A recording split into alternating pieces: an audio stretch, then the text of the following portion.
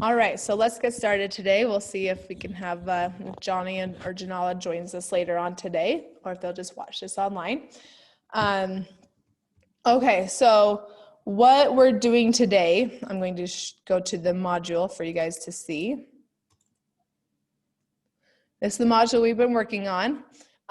Yesterday in our Zoom class, what you guys did was you were to watch the video that I put right here in introducing historical thinking skills. Kylinda, did you watch that? Yeah, I did. Okay, awesome. And this one has an assignment with it. So I didn't check on this one, Kylinda, but make sure that you submit assignment. You're gonna write down the 4 historical thinking skills and explain it in 1 sentence. So you have 4 sentences total. So we do need that one in. And this is for you, Sierra. I'm gonna try to, I want you to watch this after school just because we are doing this today in class. I'm a day behind in my in-person classes than online classes. So this is what we're talking about today in class. And this was their homework today in class. And this was what my online kids, I told them to do yesterday, or at least start doing it. It's just due by Sunday. So as long as it's done by Sunday, it's all right. So Kylinda, have you started on this historical thinking skills in action assignment with the lunchroom fight? No. Okay. So this is what, just a reminder for you guys, Sierra, this is what I handed out for homework today. So if you can do this online, that would be, that's what we'll need you to do. Let me know if you struggle, if you're having any questions with Cami, using Cami, but this is what I gave for homework. So it's due on, for you, Sierra, it's due on Monday. Since you're an in-person class, but for Kylinda and everybody else who are online, it's due Sunday night. So this is the lunchroom fight. You're given a scenario of what happened. There's a fight. You investigate to try to find out what happened. And this is what the people are saying about what happened in the fight. And this is where you type your notes, such as you'll say, I don't believe her, or I do believe her because of this. And I think that she didn't see it very well, or maybe she was too far away, or maybe she is too biased towards one side. This is basically where you fill in your notes of what you think about what she said and if you believe her. So you do that for each person and what they said. Every one of these, you need notes over here. Type in what you think about it and if you believe them or not. And then you're going to read the policy on fighting and harassment. And then you're going to decide who should be suspended for how long. So you can suspend multiple people. Hi, Johnny. So you can suspend multiple people, and you can decide how long. So you decide what you think should happen based off your understanding from, investigating, and what your policy is supposed to be. You're basically the principal. You have to figure out, this is why they're suspended. Our evidence comes from these people who said this. This is what they said that you believe. And from this person who said this. And so you're going to answer this question: how could there be different versions of what happened if everyone's telling the truth? And in a situation like this, would it be better to interview the witnesses right away or wait a few days for the emotions to calm down? And you explain your answer. So this whole assignment right here is due by Sunday for you guys online. Johnny, can you hear me okay? Yeah. There we go. There you are. All right, perfect. So remember, again, before you do this assignment, you need to watch this video where I introduce the thinking skills.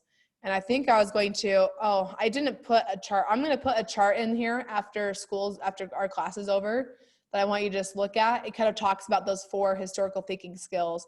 I think I talked about it in the video. No, I showed it in the video, right? Didn't I show it in the video, Kylinda?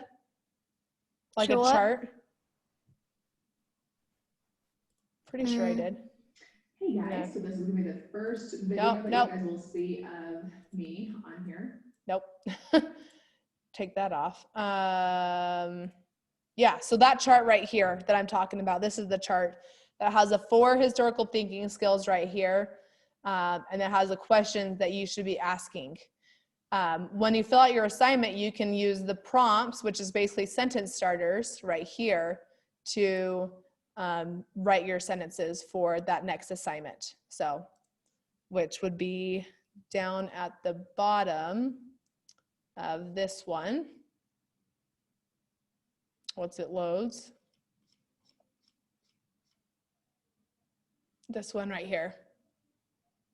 So that's what we talked about yesterday. So the next one, and then real quick, Johnny, before we keep going, I have some things missing from you on here for past grades. So I need you to go through and make sure you get caught up, okay? We need to get syllabus. We need to get some of those assignments from the first module in, and the second module or second unit, that stuff was all due Sunday. So all the stuff that you're missing, you need to turn it in as soon as possible. Do you have any questions on anything that we have that was already due, Johnny?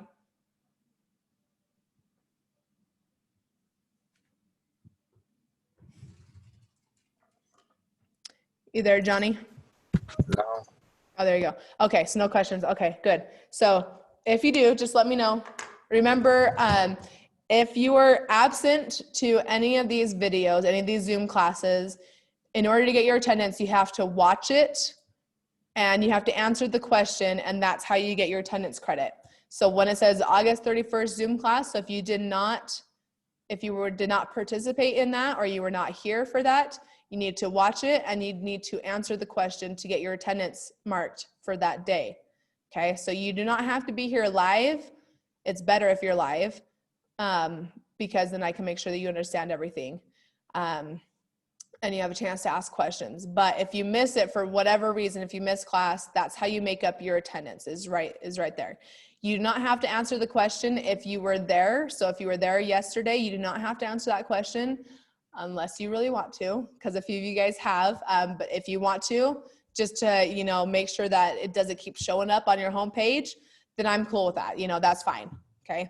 It's a great way for me to understand that you know what's going on.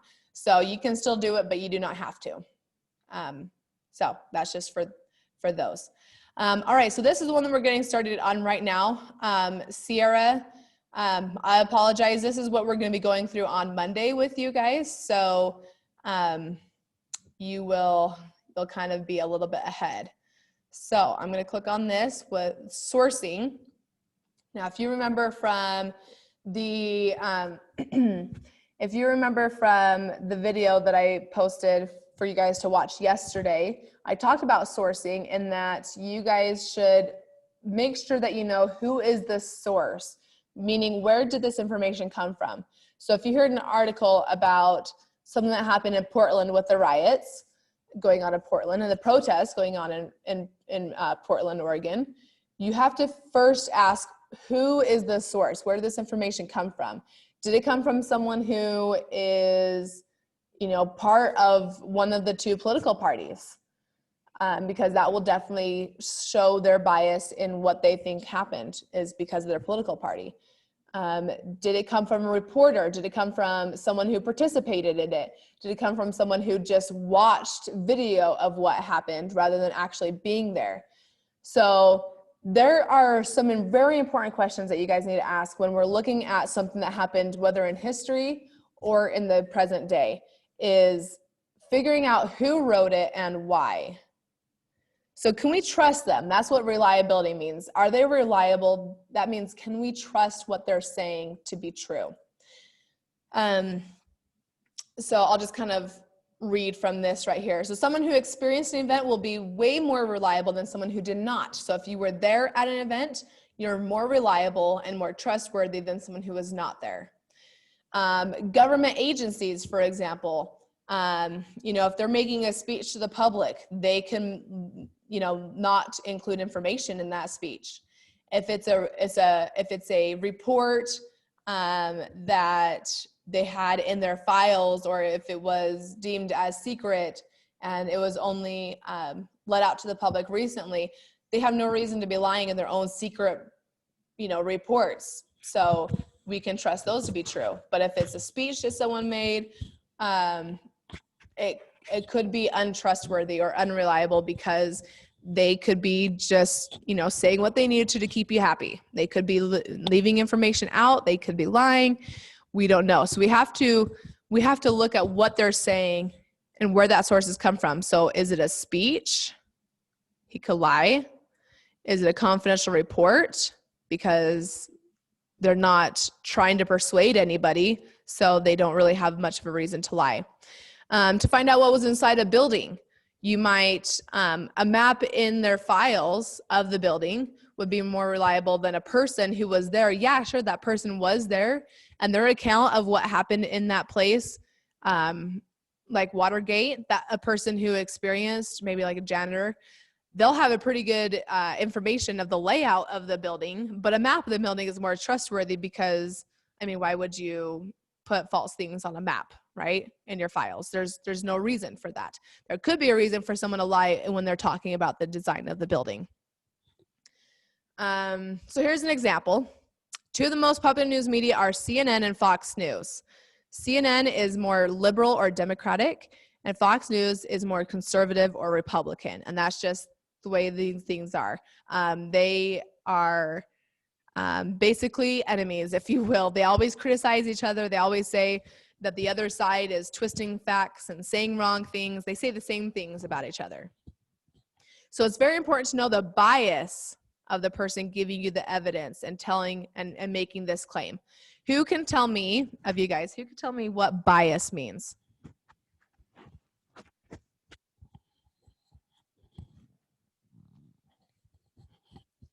Anybody know what bias means? Let's call on someone. Let's make Johnny answer this one. What do you think, Johnny, what do you think bias means when we're talking about court cases, someone who's biased or unbiased? What do you think bias means, Johnny?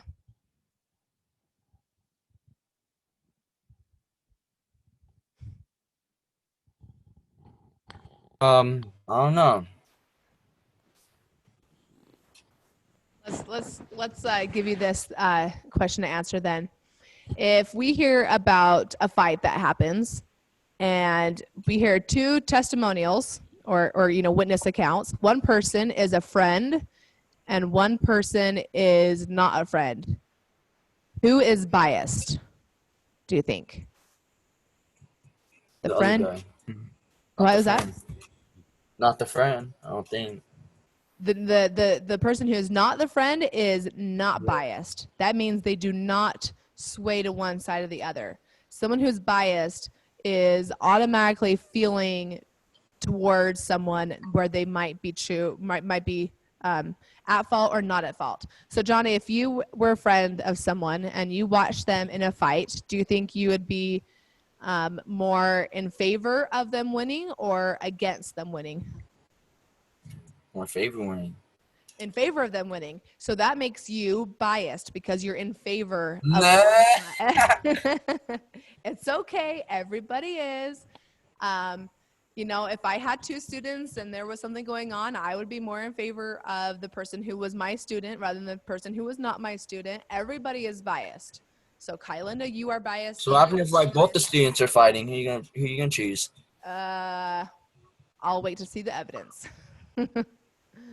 I will be unbiased in that stance. But okay.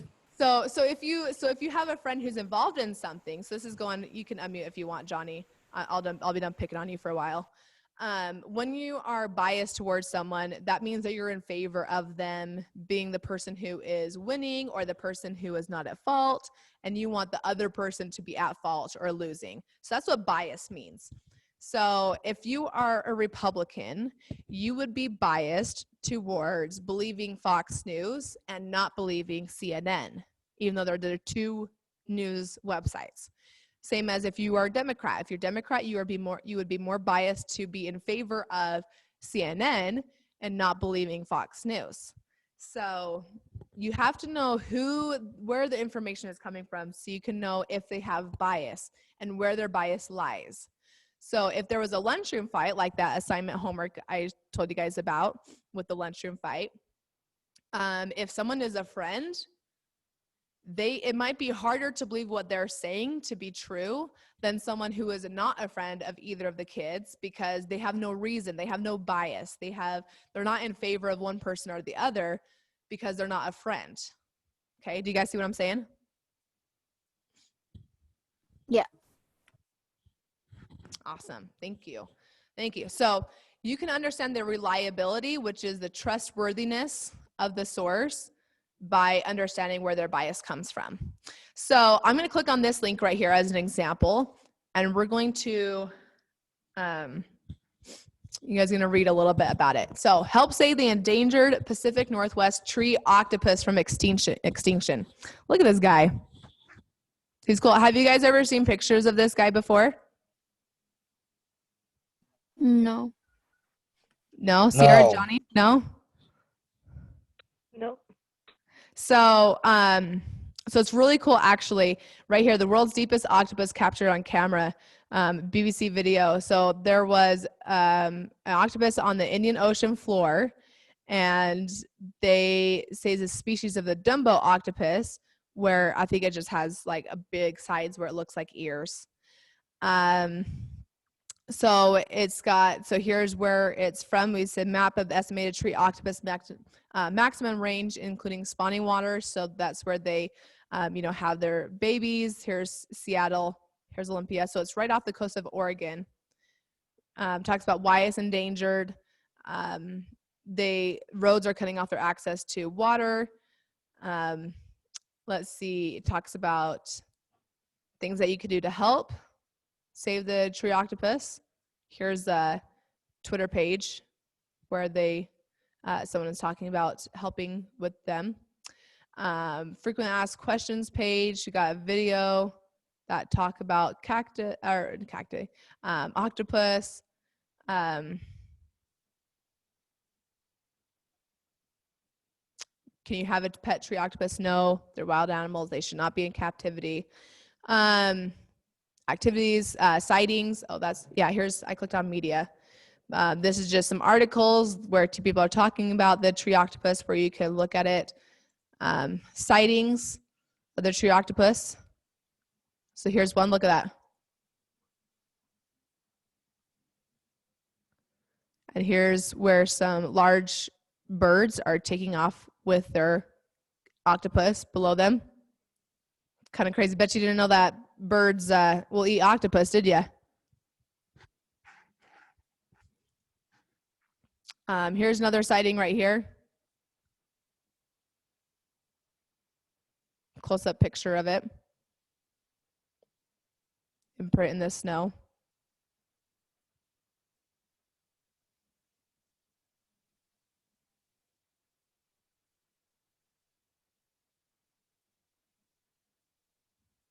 So pretty cool, right? There it is, hiding right there. All right, so pretty cool to know about the tree octopus, right? Did you guys know that this website is completely fake? I mean, does it look fake? Go ahead and unmute yourselves, all of you guys, for a second. Does this look fake? No. Kinda. I mean, honestly, some of those pictures, I was trying to go through them quickly. This one obviously looks like a stuffed animal. Mm-hmm. Same as these. Like, obviously, those are stuffed animals, right? But some like that video, that looked pretty real, right? That's pretty brazy. That's fake. No, I'm playing. No, and look at these. Like, it looks so real. It really does. And they have stories that it's been. There's newspapers that talk about it. There's activity. There's links. There's there's footage, actual footage of what it's supposed to be. But this is completely fake. So one thing that is good to know is, and sometimes it's hard, But sometimes you'll hear about something like this that's completely fake and you don't even know about it. You don't even know that it's fake. So to knowing where the source comes from, I mean, the website looks real, but the animal is completely fake. You have to know if it's a true site or not by doing a little bit of research into the site. So if you do a little bit of research into that, you'll see, oh, it's not real, it's a fake made up site. So some sites are built to purposely trick you, like the Tree Octopus, but about politics or things that happen in the news. So this link is going to take us to The Onion. And this is really tricky because I have known lots of people who will get tricked by this site. They'll get posted something on social media, and I'm trying to make sure that there's no swear words being displayed. So like this one, Trump appears at Republican National Convention with 6 hostages he plans to free after the election. It looks pretty real, this photo, right? Really fake. All of these are fake news. The problem is these websites, they prey on touchy subjects or people who are in the news and people that we have lots of feelings towards. So if you have feelings towards President Trump or Joe Biden, if you do not like one of them, you know, they will prey on those feelings that you have and make up these stories that if you're not careful, you might not actually be sure if it's true or not, and you might completely believe it.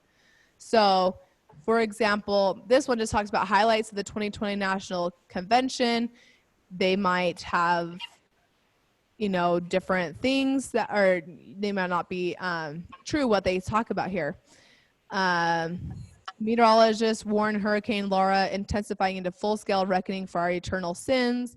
I mean, someone could have said that, right? Mm-hmm. It's possible that someone could have said that. Did she say that?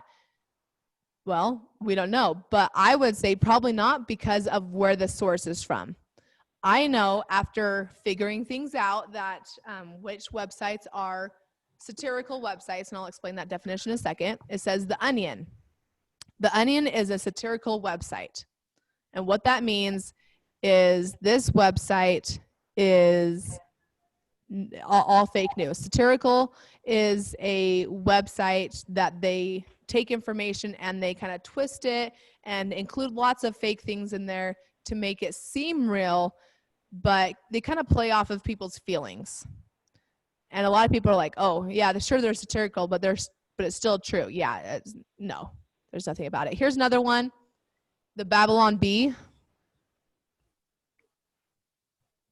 Let's see.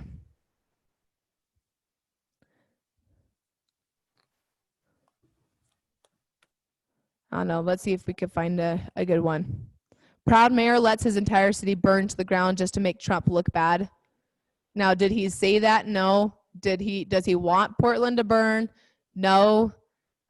He's preying off of, this is a post that actually preys off of Republican viewpoints on this one, where a lot of Republicans believe that this mayor of Portland is purposely letting these riots happen in Portland because he doesn't care about safety and order and other things. So they kind of prey off of people's beliefs to make fake news. So these are more dangerous because it uses what people already think about the other side of the aisle, whether they're Democrat or Republican, and it just adds more information to get them more geared up and angry towards the other side. Personally, I hate The Onion and the Babylon Bee and other sites like him because it's just more satire sites, more fake news. They're just trying to get people angry at each other. And I think that is not a good thing for our country. So I don't like them. So make sure that if you ever see something from any of these sites that you know that if you see the Babylon Bee or the Onion, you know automatically that is a satire site, which means that is fake news. Okay. So just understand that because I don't want you guys falling prey to this. So Now we're going to talk about sources. So you're going to evaluate sources. So this is your assignment that you're going to do. And I'm going to have you guys do it while we are finishing up our class today because I want you to be able to ask questions. So go ahead and go to your other tab, go back to Canvas, and click on this assignment. It's called September 1st Sourcing. So I want you guys to do that right now, and tell me when you're there. And go to where the Kami page is.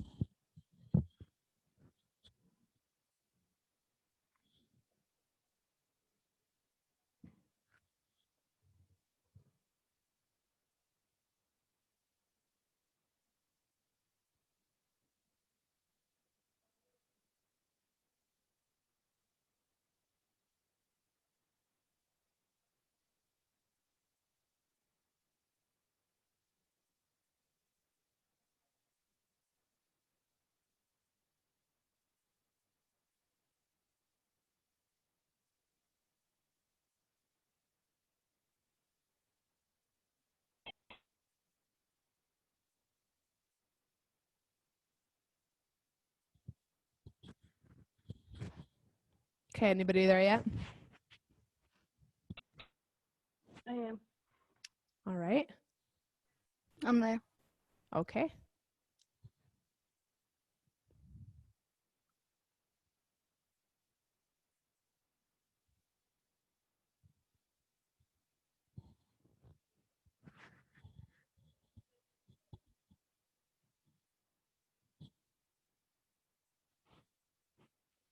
All right, Johnny, you there yet?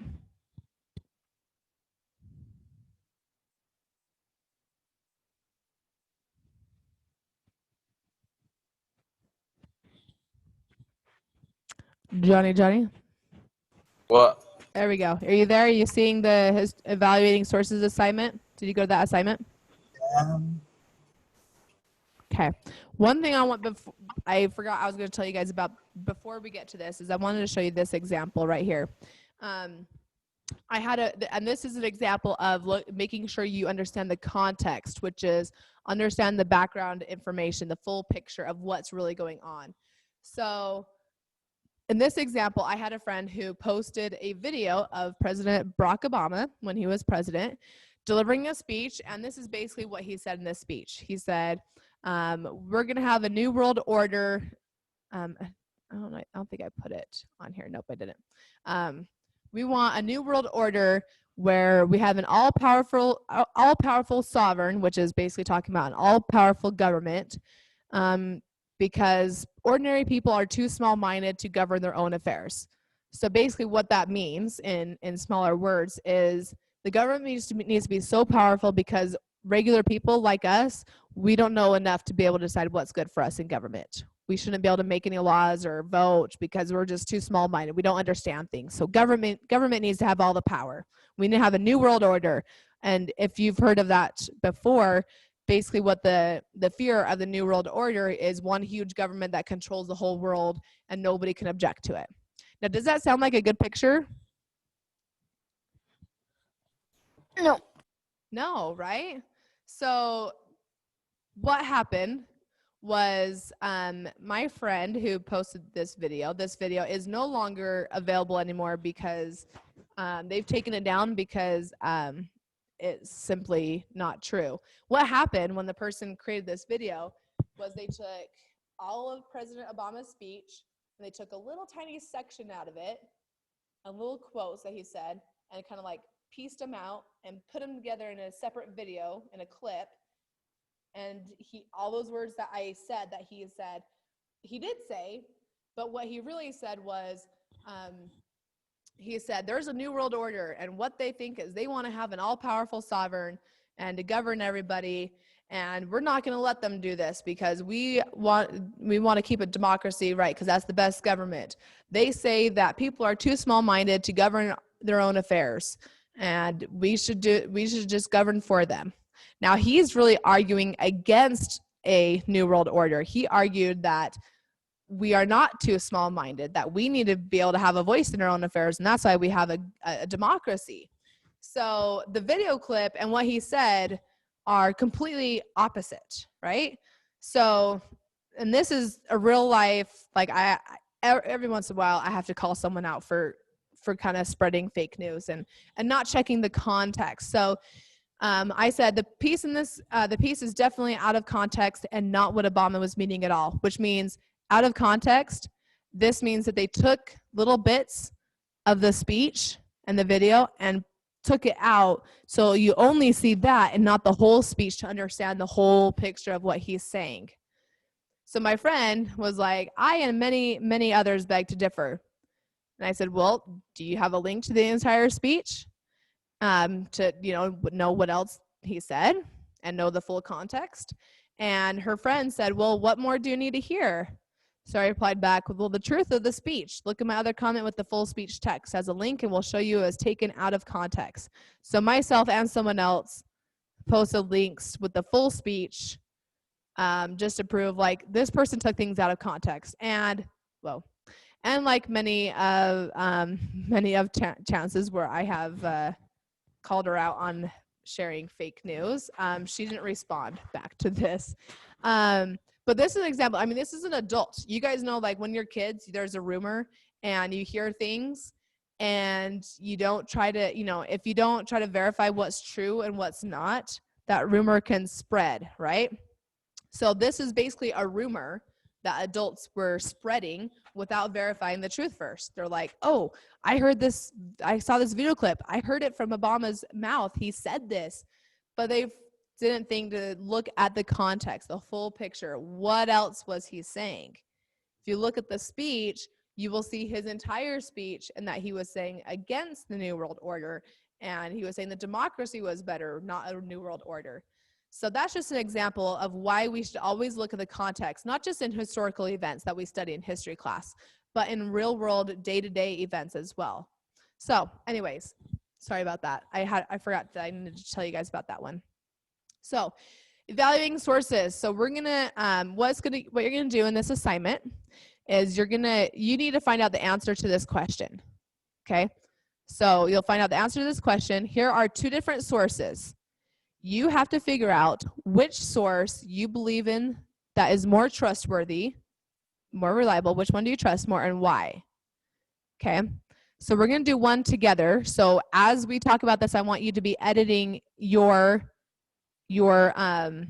assignment.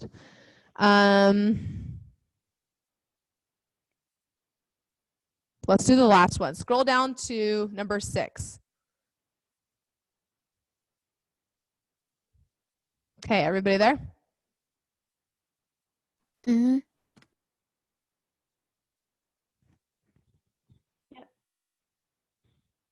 Yep, and Johnny, you there?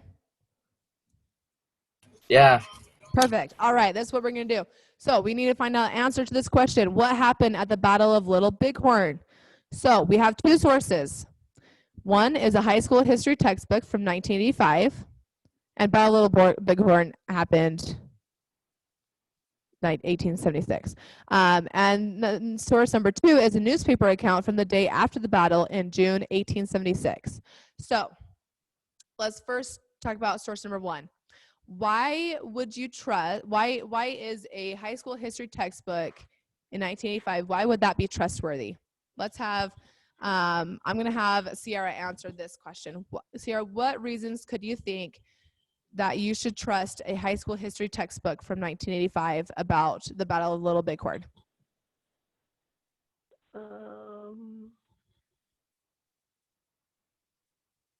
Wouldn't people put in the newspaper Well, bias and then we'll talk about the newspaper the high next. school history books? So what was that again? Wouldn't in the high school history books be more of what really happened, kind of, but would put a little bit of bias in it? Okay, so why do you think that they would, why do you think the textbook, I'm not saying you're wrong or right or anything, why do you think the textbook might have more information than the newspaper account? Because in the newspapers, people can like put their side of the story, and then in the high school history books, they can have all multiple people's perspectives of it. Okay. Okay. And Kylinda, thank you, Sarah. Kylinda, I'm going to have you answer this one. For source number 2, why should you trust a newspaper account from the day after the battle in June 1876? Why would that be the more trusted source?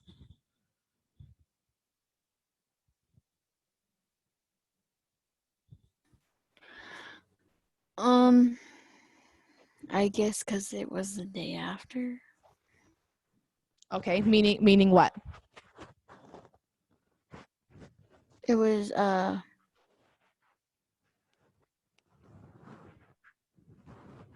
posted first. Okay, I and so you think that they like people have better memories the day after than over 100 years later? I don't know. They could. I mean, it's fresh in their minds, right? The day after, they remember it pretty vividly, right?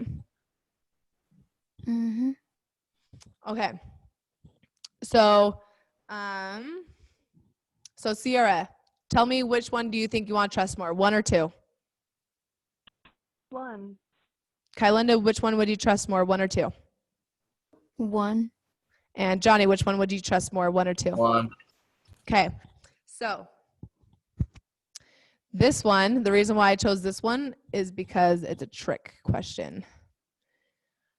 Personally, all right, so we could trust a history textbook because it would cover more information than the newspaper account would. Also, they would also have more time to try to figure out the whole picture rather than just posting the day after on the little information that they have. So that's another reason why we could trust the textbook. A reason why we could trust a newspaper account is, like Kylinda said, that it was the day after. It was pretty fresh in their minds. We could lose a lot of information between that 100 years.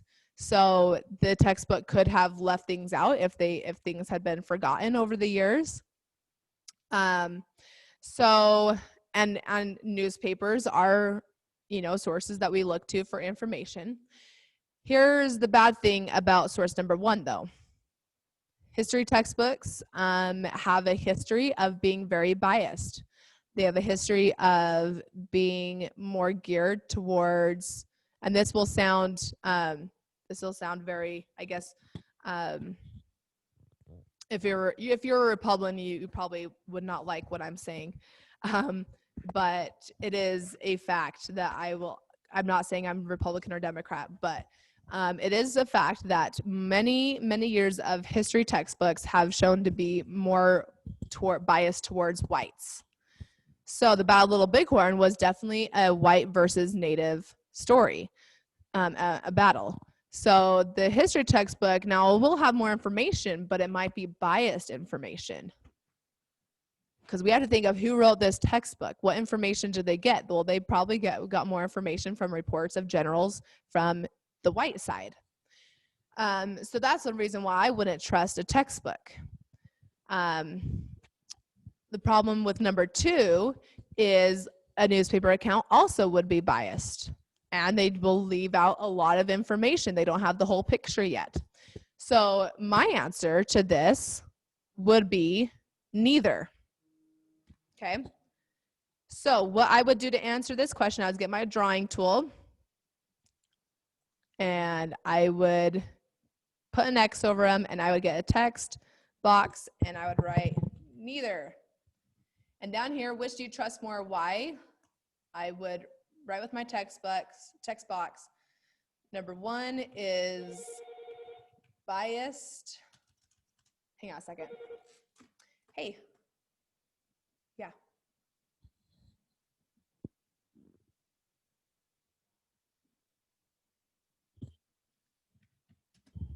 Okay.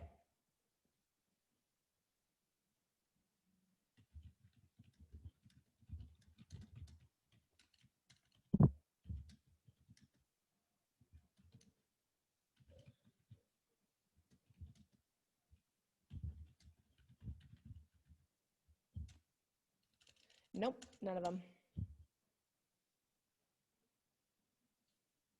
Yep.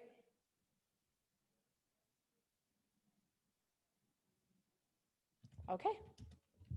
All right, you're welcome. Okay, so just real quick, I know that class is over now. One, I would say one is more biased towards one side of the event, and two is biased and doesn't have all the information. That's what I would say as to why. So for these other ones, this is the only one that is neither. All the other ones is definitely more either one or two. So you'd get your drawing tool and circle one or two, and then get your text box and try down why you trust that source more. Okay? Yep. Okay, that is your homework, Sierra. We'll be doing this on Monday. So you can, get ahead of things if you want to. But Sierra, you for sure have to do the homework that I gave to your class today with the historical thinking skills and action. So watch this video, Sierra, because we talked about that in class. Johnny, if you didn't watch it yesterday, make sure you watch that. I'm going to put a chart in there with the historical thinking chart, even though it was on the video, so you can see it better. And then you guys on the online class, you need to do this assignment plus this assignment. It talks about context. This is also your homework to do next week or later on this week. Oh, this is, look at this. This is where I talk about context. So you guys don't have to worry about that. I knew I put that in here. And then you're going to do this assignment. Basically, hang on a second. I'm going to try this. I know my next class is coming. This is a lunchroom fight, a different lunchroom fight that happened. Here's their testimonies right there. And then in this one, you have to put in 2 pieces of evidence. You have to look at the evidence to see, so the town context, what was happening around the town about jobs being lost. This is stuff that was going on in the school, and this is stuff that's been going on in the cafeteria. So in the lunchroom when the fight happened. So if something happened in English class, you wrote it here because it's a school context. If it happened in the cafeteria, you write it here. And Sierra, you don't have to worry about this part. You can sign off, Sierra, now if you want to. But Kylan and Johnny, and then for Summer and Janala, since I'm not here, this is your homework. You have to write 2 pieces of evidence. Okay, so you have to write one evidence of what one person said that happened in the cafeteria here, and what another person said what happened to the cafeteria here. Write down who said it and talk about if you trust them, if they're reliable or not, and why. Okay, so remember 2 pieces of evidence per town, school, and cafeteria context. And if you get confused when you go back to this, just email me and I'll explain again. Okay, guys? Mm-hmm. Okay, so that is your homework. That's what you guys have due by Sunday. So if you have any questions, let me know, and this will be